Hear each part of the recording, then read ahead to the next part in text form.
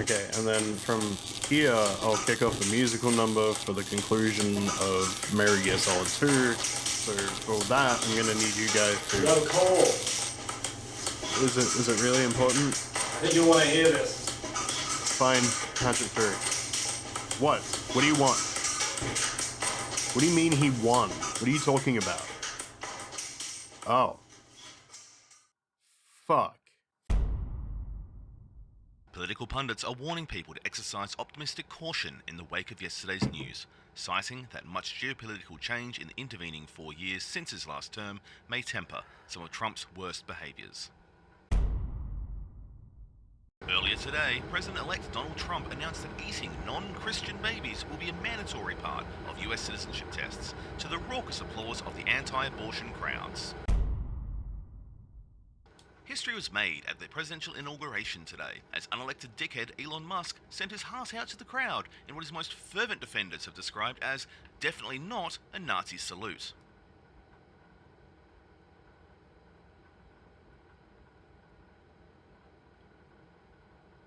No, that's fucking it.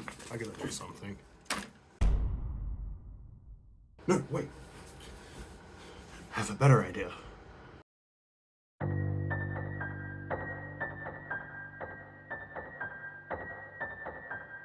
Can you feel it? It's in the air. On the wind. A chill that sinks beneath your skin and clings to your bones.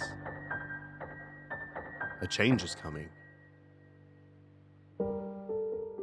Friends, as we brace ourselves for the worst of this year of our Lord Slanesh 2025, I come to you with a message of hope. I know that things look bleak right now. The stakes have never been higher, and we're all staring down the barrel of a particularly dark timeline. But there's something we're all forgetting, an important lesson which was handed down to me from my father and his father before him, about the ways of the world and how to handle oneself. We're doing something a little different this month, kicking off a retrospective of the Wolfenstein series of games. And yes, episode 8 is still in the works, shut up. This is important, you see. I'm doing this so that I can pass on to you this intergenerational wisdom that honestly should be commonly accepted at this point, not hotly debated. It is always fun and cool to punch a Nazi, and right to do. Now, to my mind, this feels like the kind of thing that never should have been forgotten in the first place. So, along the way, where relevant, I'm also going to be expounding on exactly why the Nazis were easy go-to villains for various forms of media for nearly a whole fucking century after they were nearly beaten out of existence. Truly, this shouldn't be anything new to a lot of you, and I'm very disappointed that some of you have forgotten why it is that we fucking hate Nazis of all kinds. Man, I'm gonna be saying Nazi a lot in this episode. Like, even if I were able to monetize this episode, which, by the way, fucking seriously, subscribe assholes, I only have one more metric to tick. I'm pretty sure that YouTube wouldn't let me run ads on this anyway, so, you know, be generous. So now, children, especially those children of my age or older that should absolutely know better, we're gonna take a step back through time and look through the round window.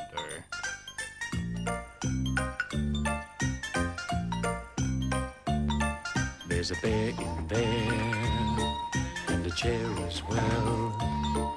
There are people with games and stories to tell. Open wide, come inside. It's...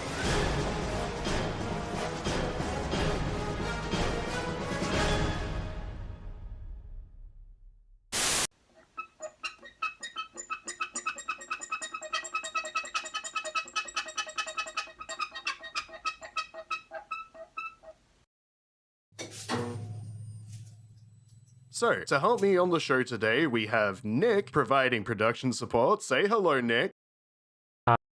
And over here, we have Lieutenant Dan, who'll help us whenever we cover real historical reference to relevant sections of the games. Let's say hello to Dan, because I'm not sure that he can actually speak for himself. And if we take a quick look through the square window,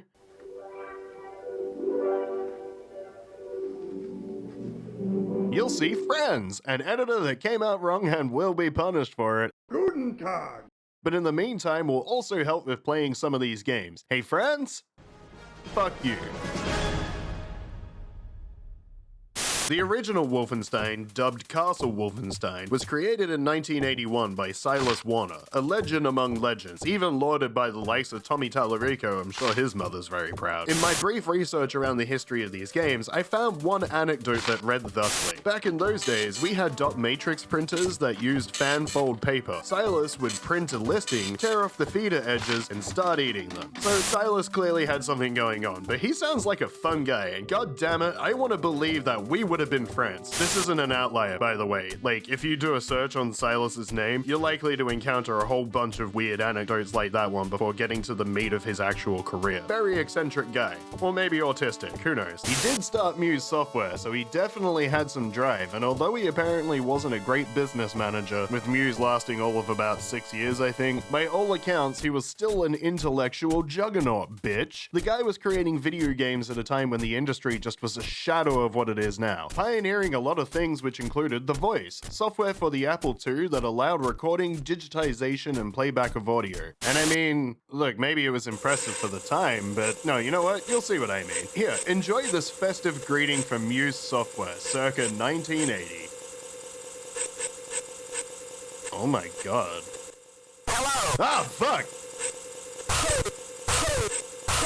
Holy fucking shit, that's actually terrifying. I can talk. I can make you talk.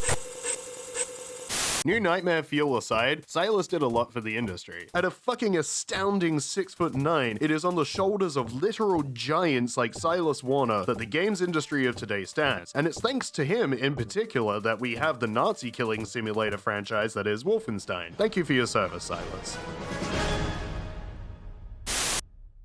Just really quickly before we move on, I present another stop on the don't immediately trust Wikipedia, always check sources tour that my videos quickly appear to be turning into these days, as this particular article about Silas Warner, the original creator of Wolfenstein, Future Foxdank here. The article is actually about Wolfenstein as a series, not Silas Warner himself, and searching for Silas will just redirect you to an article about Castle Wolfenstein, because I guess Wikipedia doesn't consider a legend of the industry worthy enough to have his own page. Everything else that's about to follow, though, is still as correct in the way that I describe it as it is dumb. So, and how he's kind of a pioneer of the stealth field with this stealth-adjacent game, which, based on what I've read, I'd say that's somewhat accurate. The problem, though, is that this point references a site where you can play an emulation of the game, and scrolling down you can see a little excerpt about the game taken from Wikipedia. For fuck's sake, Jimmy, this is not what I gave you $7 for that one time. And that goes double for a lot of the fan wikis that you'll find as well, as they're basically just scraping the same info.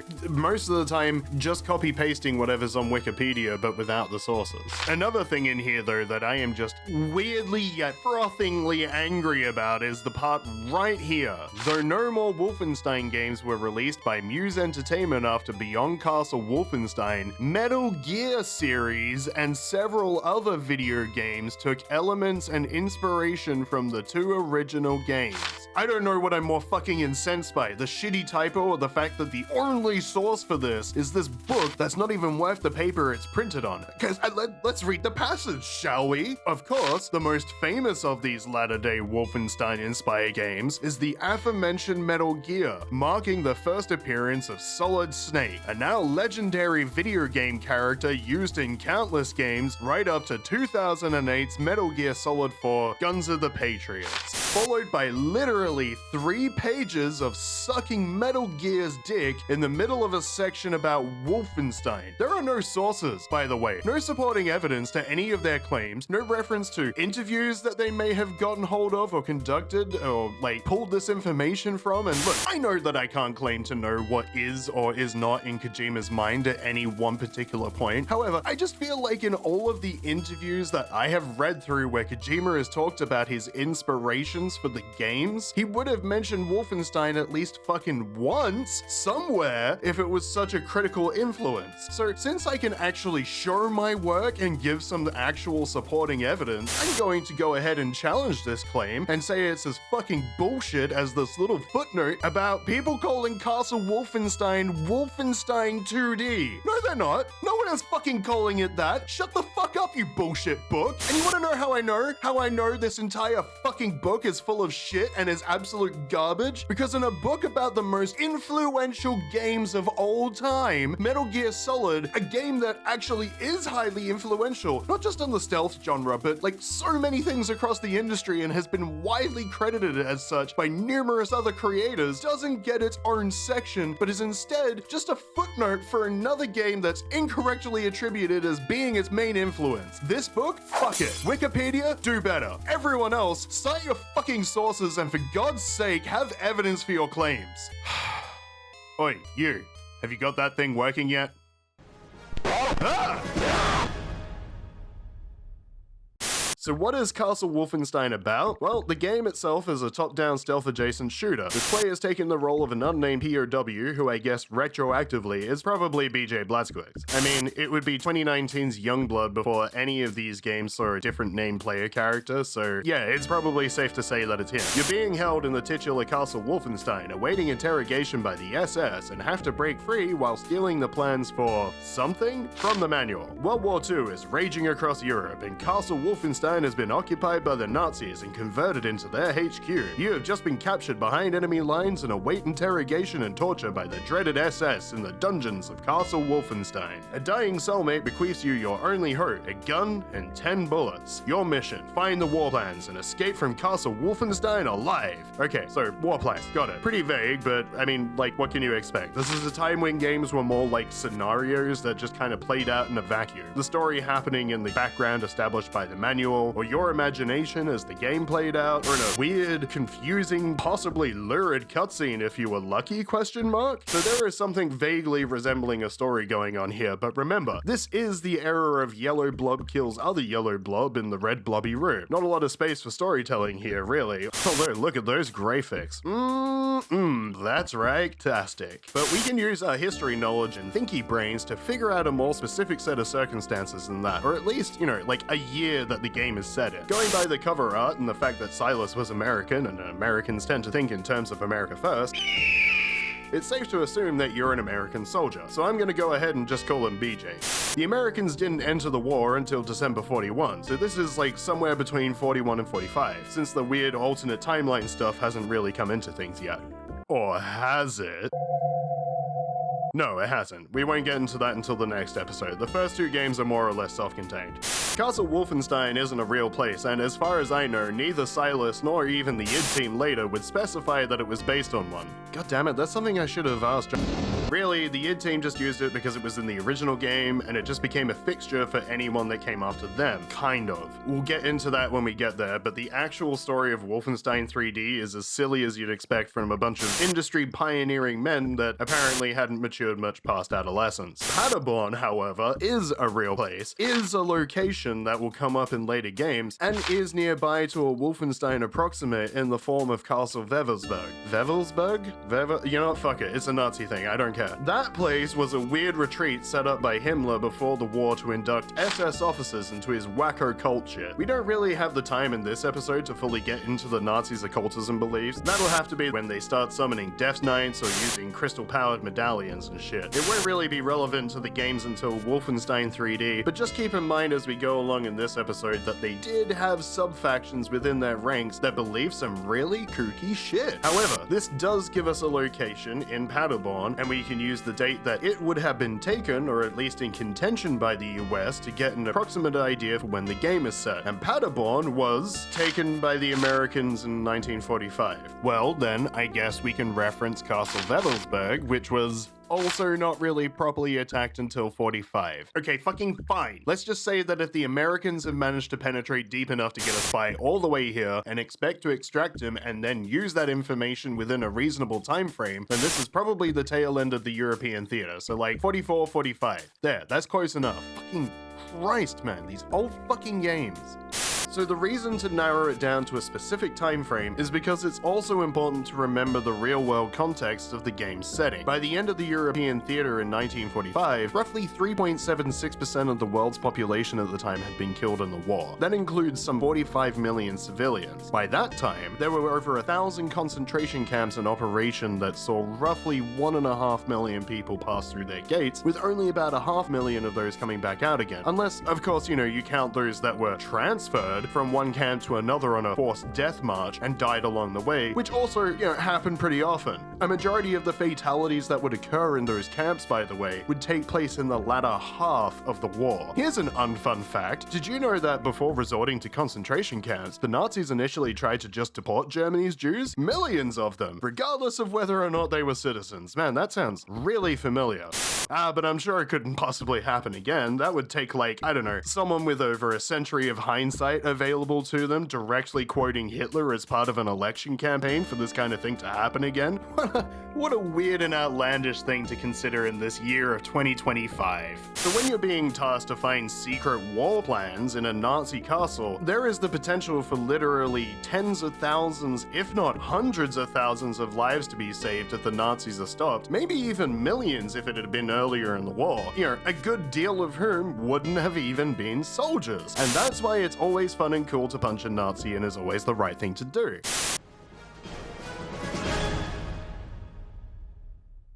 I say that Castle Wolfenstein is stealth adjacent because unlike much later entries in the series, you're not strictly supposed to blast your way through everything as a primary solution. Ammo is tight, and avoiding some of the guards is recommended, if not occasionally essential. You are meant to eventually kill some of them though, as the stuff that they'll drop is also kind of essential to progress. A big complaint at the time was that the game took so long to start up and open chests. When it came to starting up, this is because it was shuffling up the 60 possible rooms that the player could experience, which took some time to do. Which I guess I can see how that'd be pretty frustrating if you're waiting forever for it to start. I don't know, I guess these people just hadn't experienced online gaming yet, but it is what it is. It was doing something similar with the chests as well, randomizing their contents, and adding to that frustration would be the fact that sometimes the items that you received from the chest were totally useless. For the life of me though, I can't even work out how to open the fucking things. I'm mashing the supposed key for it, and nothing is happening, but I'm not stuck loading, I could walk away at any point. It's just that instead of doing what I fucking want him to, my guy's just standing there, smiling away inappropriately into the ether, while fucking Nazis are roaming around, and the bullets I need are in the chest he refuses to fucking open. Why did people think this game was fun? Oh, you have to aim at the chests first, and then press the spacebar to open them. That's just... I guess I shouldn't be complaining too much, since I'm playing this on modern hardware, so that actually speeds things up. It doesn't take a full minute to start up, for one, and the countdown time on the chests is much faster, but good lord, 200 plus seconds? I'm just trying to open a fucking chest I hope is full of Nazi gold, not log into Destiny 2. And then it's bratwurst or whatever, and then that takes another 20 seconds to eat, which is frustrating in itself, but then the fucker doesn't even like it. What do you want, BJ? When was the last time you ate? Haven't you been tortured while you're here? You must be absolutely fucked. Your body would have consumed so much energy during all of that. Never mind your still-to-be-made attempt to escape here. I never sampled World War II German war rations, so I can't speak to their quality, but I have to assume that they're better than fucking starving. It's not like we're talking about modern Russian MREs.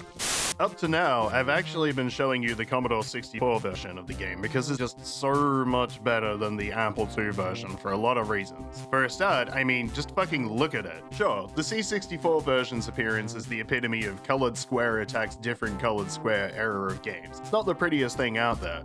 But the Apple II version is just a fucking assault on the eyes, with or without my shitty screen filter effect. There's other stuff as well, like when you walk into a wall on the C64 version, it does this. Which, yeah, sure, that's not great, but on the Apple II, it fully simulates what it would be like to ram your head into a wall and just... It's not really great with the controls either. Playing with the keyboard means using one lot of directional keys for movement, being these ones, so yes, of course, they're misaligned for what you're expecting when using them. The second lot is, no silly, not those. Oh no, we don't use those. It's these, of course. I don't know, maybe if you were playing this at the time that it was current, it might not have seemed so bad because you wouldn't have known any better, but this was fucking torturous to play using these controls. The reviews from around this time certainly made a lot of fuss about the inclusion of the voice work. This is because it's the first time voice work would appear in a video game for the Apple II, and, you know, maybe video games generally, I'm not sure on that one. And players from around the time would remark on how they were so frightened by the guards' shouts of Achtung, which, like... Yeah, I'd believe that. I'm not sure exactly what the fuck was just being said, but it definitely sounded scary as shit. That's Silas's digitized voice, by the way, throwing in a handful of German phrases into the Nightmare Santa program I showed you earlier. And yeah, it doesn't sound great on the C64. But it's certainly a lot better than...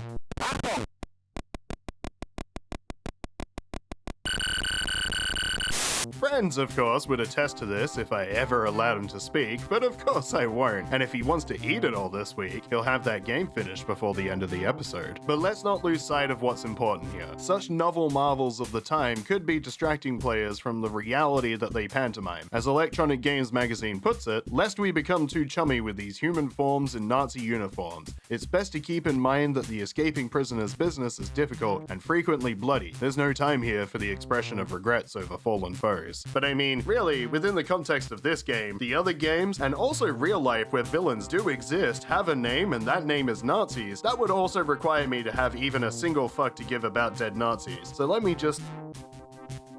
Oh. Oh no.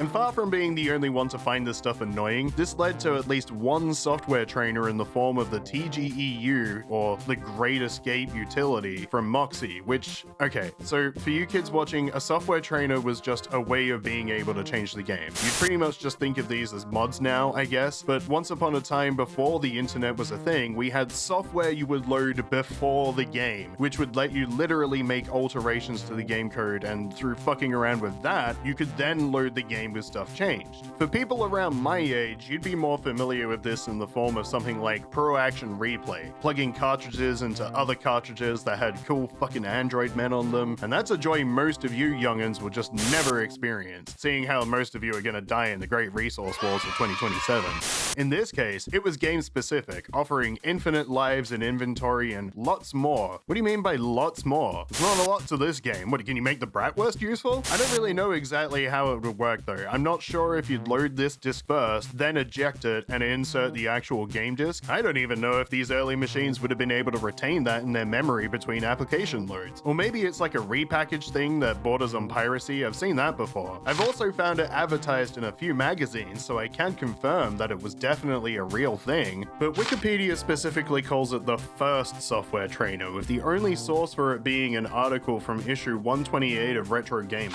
And look, I mean no disrespect to Mr. Thorpe. I'm sure he worked very hard to create the monthly content that he did for the magazine, because I'm given to believe that working in magazines like this back in the day was equal parts fun and unending nightmare. But journalistic standards weren't exactly high at this time, hell, they barely exist right now. So color me skeptical about that little nugget of wisdom, I suppose. To really find answers on any of the stuff that I just mentioned though, I'd really have to be digging into the history behind game cracking as well, and that's just getting way off track for this video, which, you know, I love doing, but remember, we're here to punch Nazis, and this game doesn't have that, and is also just, so frustrating. So let's move on, shall we?